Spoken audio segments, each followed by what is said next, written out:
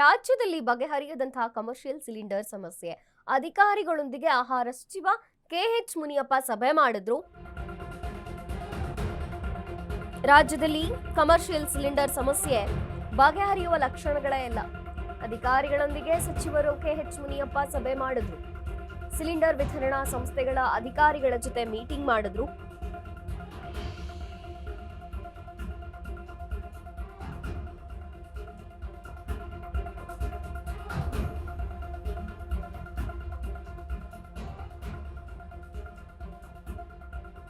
ಬೆಂಗಳೂರಿನಲ್ಲಿ ಕೆಎಚ್ ಮುನಿಯಪ್ಪ ಸಭೆ ಮಾಡಿದ್ರು. ಆಹಾರ ಸಚಿವ ಕೆಎಚ್ ಮುನಿಯಪ್ಪ ಸಭೆ ಮಾಡಿದ್ರು. ಸಿಲಿಂಡರ್ ವಿತರಣಾ ಸಂಸ್ಥೆಗಳ ಅಧಿಕಾರಿಗಳೊಂದಿಗೆ ಸಭೆ ಆಯಿತು. ಹೋಟೆಲ್, ರೆಸ್ಟೋರೆಂಟ್, ಇಂದಿರಾ ಕ್ಯಾಂಟೀನ್ ಎಲ್ಲ ಕಡೆಗಳಲ್ಲೂ ಕೂಡ ಗೇಲ್ ಕಂಪನಿಯಲ್ಲೇ ರಿಜಿಸ್ಟರ್ ಮಾಡ್ಕೊಳ್ತಿರುವಂತದ್ದು ಮತ್ತು ಕಮರ್ಷಿಯಲ್ ಸಿಲಿಂಡರ್ ಬಳಕೆದಾರರಿಗೆ ಸೂಚನೆಯನ್ನ ಕೊಡಬೇಕು. 1 ವಾರದ ಒಳಗಾಗಿ ಗ್ಯಾಸ್ಗೆ ರಿಜಿಸ್ಟರ್ ಮಾಡಿಸಬೇಕು. 25 ದಿನಗಳ ಬಳಿಕ ಗೃಹ ಬಳಕೆಯ ಸಿಲಿಂಡರ್ ಬುಕ್ ಮಾಡಬೇಕು. ಕಮರ್ಷಿಯಲ್ ಸಿಲಿಂಡರ್ ವ್ಯತ್ಯಾಸ ಬಹಳಾನೇ ಇದೆ, ಸಮಸ್ಯೆ ಆಗ್ತಾ ಇದೆ. ಅಧಿಕಾರಿಗಳೊಂದಿಗೆ ಆಹಾರ ಸಚಿವರು ಸಭೆ ಮಾಡಿದ್ರು. ಸಿಲಿಂಡರ್ ವಿತರಣಾ ಸಂಸ್ಥೆಗಳ ಅಧಿಕಾರಿಗಳ ಜೊತೆಗೆ ಸಭೆ ಆಯಿತು. IOC, HP, GAIL, Bharat Petroleum ಅಧಿಕಾರಿಗಳು ಭಾಗಿಯಾದ್ರು ಸಭೆಯಲ್ಲಿ. ಆಹಾರ ಮತ್ತು ನಾಗರಿಕ ಸರಬರಾಜು ನಿಗಮದ ಕಚೇರಿಯಲ್ಲಿ ಆಯಿತು ಸಭೆ.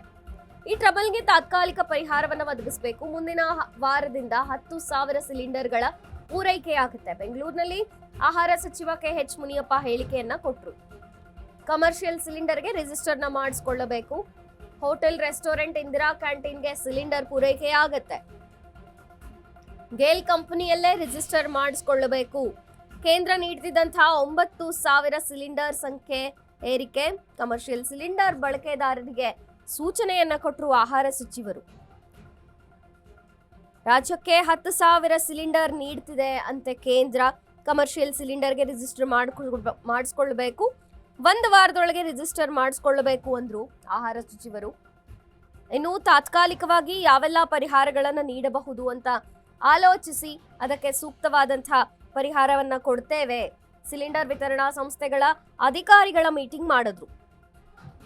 ಐಒಸಿ, ಎಚ್ಪಿ, ಗೇಲ್ ಮುಂತಾದ ಭಾರತ್ ಪೆಟ್ರೋಲಿಯಂ ಸೇರಿದಂತೆ ಮುಂತಾದ ಗ್ಯಾಸ್ ಸಿಲಿಂಡರ್ ಸಂಸ್ಥೆಗಳ ಅಧಿಕಾರಿಗಳು ಭಾಗಿಯಾದ್ರು.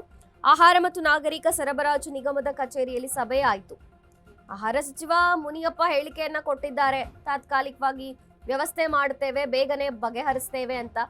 ಇನ್ನು ಕಮರ್ಷಿಯಲ್ ಸಿಲಿಂಡರ್ಗೆ ರಿಜಿಸ್ಟರ್ ಮಾಡಿಕೊಳ್ಳಬೇಕು. ಹೋಟೆಲ್ಗಳು, ರೆಸ್ಟೋರೆಂಟ್ಗಳು, ಇಂದಿರಾ ಕ್ಯಾಂಟೀನ್ಗೆ ಇನ್ಮೇಲೆ ಸಿಲಿಂಡರ್ ಪೂರೈಕೆಯಾಗುತ್ತೆ ಮತ್ತು ರಿಜಿಸ್ಟರ್ನ ಗೇಲ್ ಕಂಪನಿಯಲ್ಲೇ ಮಾಡಿಸಿಕೊಳ್ಳಬೇಕು.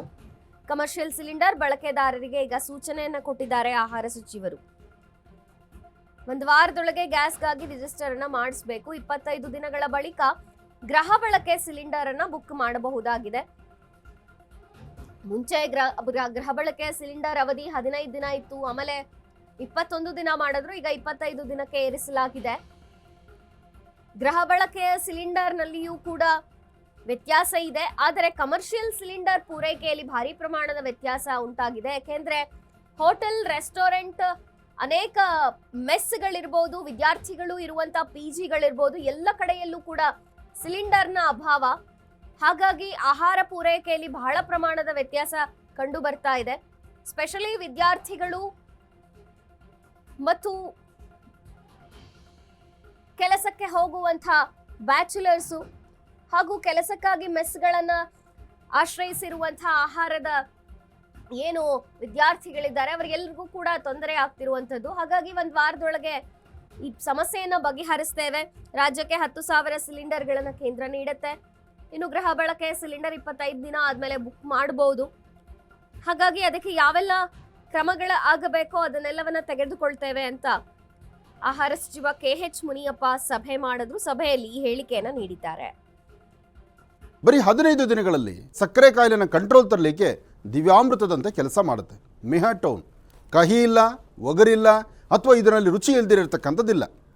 ಇದರಲ್ಲಿರ್ತಕ್ಕಂತಹ ಆಯುರ್ವೇದಿಕ್ ಅಂಶಗಳು ಸಹಿತ ಪ್ರಧಾನವಾಗಿರ್ತಕ್ಕಂಥದ್ದು ಅರಿಶಿನ, ಬೆಟ್ಟದ ನೆಲ್ಲಿಕಾಯಿ. ಅಂತಹ ಅದ್ಭುತವಾದಂಥ ಗುಣ ಮೆಹಾಟೋನ್ ಅಂತಕ್ಕಂಥದ್ದು.